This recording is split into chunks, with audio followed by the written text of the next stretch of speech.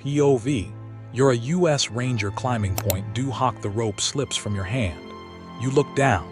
The Atlantic is 100 feet below you. Another bullet smashes into the cliff beside your face. Rock explodes across your eyes. You look up. German soldiers are firing straight down. Your fingers are bleeding. Your arms are shaking. And you still have another 50 feet to climb. Then you hear someone below you scream. You look down again. Your rope is coming loose. It is June 6, 1944. You have been told one thing: get to the top. At the top of this cliff are German artillery positions capable of threatening the beaches where Allied troops are about to land. Your job is not to understand the whole invasion. You don't know where every ship is going. You don't know how many soldiers are coming ashore. You don't know what is happening on the other beaches.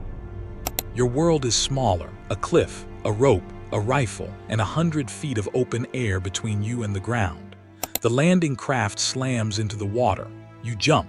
Cold seawater hits your chest. Someone near you is shouting. Someone else is carrying the ropes and ladders. Ahead, Pointe du Hoc rises out of the fog like a wall. You can see movement at the top. Then gunfire. The water around you erupts. You keep moving, because stopping here means dying here. Your boots hit the base of the cliff. For half a second, there is nowhere to go.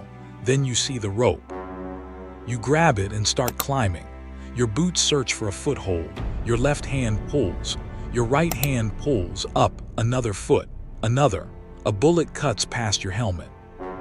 You press your body against the rock. Then you hear shouting above. German soldiers. They are throwing grenades over the edge. One lands below you. You don't look down, you climb. Because now the ocean is behind you, and the enemy is above you. There is nowhere else to go. Your arms begin to burn, the rope is wet. Your gloves are slipping, you look up. The top still seems impossibly far away. Then a man above you reaches down. You grab his hand. He pulls. You roll over the edge. For 1 second, you are on the top. You made it. Then you realize something. There are fewer defenders here than you expected, and the gun positions, they're empty. You stare at the concrete casemates. Empty. The artillery pieces you're supposed to destroy aren't there. For a moment, confusion is almost worse than fear. You were sent here for the guns. There are no guns. Someone points inland. Smoke rises from a field behind the cliffs, and suddenly the mission changes. The guns were moved. They're still out there, somewhere. You have climbed a 100-foot cliff under machine gun fire, and the thing you came to destroy isn't even here.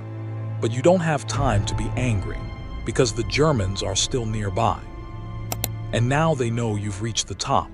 You move inland, fast. Every hedge could hide a rifle. Every ditch could hide a machine gun. Your boots sink into wet earth. Someone finds the artillery pieces, camouflaged, hidden away from the cliffs. You stare at them. Huge guns, the kind that could threaten the Allied landings below. For the first time that morning, you understand why you were sent here. This wasn't just another target. If those guns stay operational, they can reach the invasion beaches. You pull out explosives. Hands shaking, you work faster. Nobody is talking anymore because every second matters. Then you hear it, a whistle, you turn, gunfire. The German counterattack has started. Men run toward cover. You drop behind a wall as bullets rip through the hedge above you.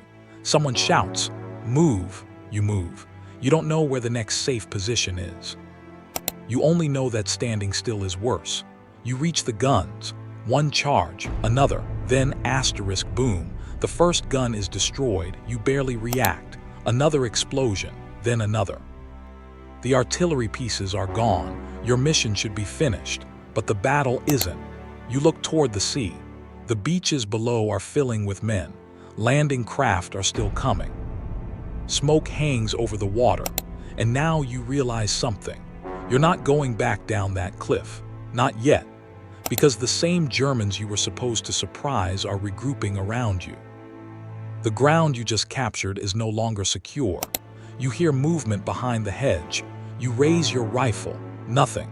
Then a helmet appears. You fire. The helmet disappears. Another appears farther left. You fire again. The Rangers around you are fighting from holes, trenches, shell craters, and whatever cover they can find. There is no clean battlefield anymore. No straight line, no safe direction, just patches of ground you control until someone takes them back. Night comes, you should be thinking about the beach. Instead, you're thinking about ammunition, food, water, you're wounded, the men who are missing. You look toward the sea again. The invasion is still moving inland. But up here on this cliff, you are almost forgotten. And that's when the second problem begins. The counterattacks keep coming. Morning, another attack, then another. The Rangers hold. Not because everything is going according to plan, because there is nowhere left to go. You think back to the cliff, the rope, the water, the man who helped pull you over the edge.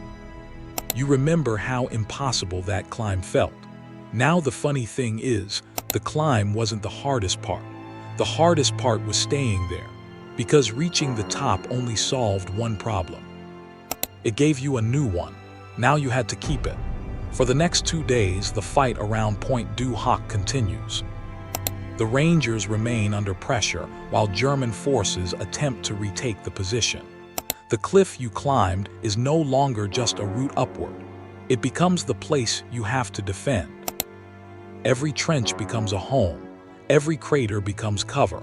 Every approaching figure becomes a question, friend or enemy. And sometimes you find out too late. Eventually, the position is held. The guns are destroyed. The cliffs remain in Allied hands. But when you look back toward the sea, you understand something the maps will never show. The invasion wasn't one heroic moment. It was thousands of tiny decisions made by frightened men. Climb, move, reload, hide, keep going. And when you were hanging from that rope above the water, you thought the mission was simple. Reach the top, destroy the guns, survive. But history rarely works that cleanly. Because sometimes the hardest part isn't getting where you're supposed to go. It's staying there after you've arrived. You look down at the ocean. The same water that almost pulled you under this morning is now filled with ships carrying more soldiers toward the beaches. The invasion is moving, and so are you. Not because you're fearless. Not because you're certain you'll survive. Because there is still ground ahead of you, and someone has to take it.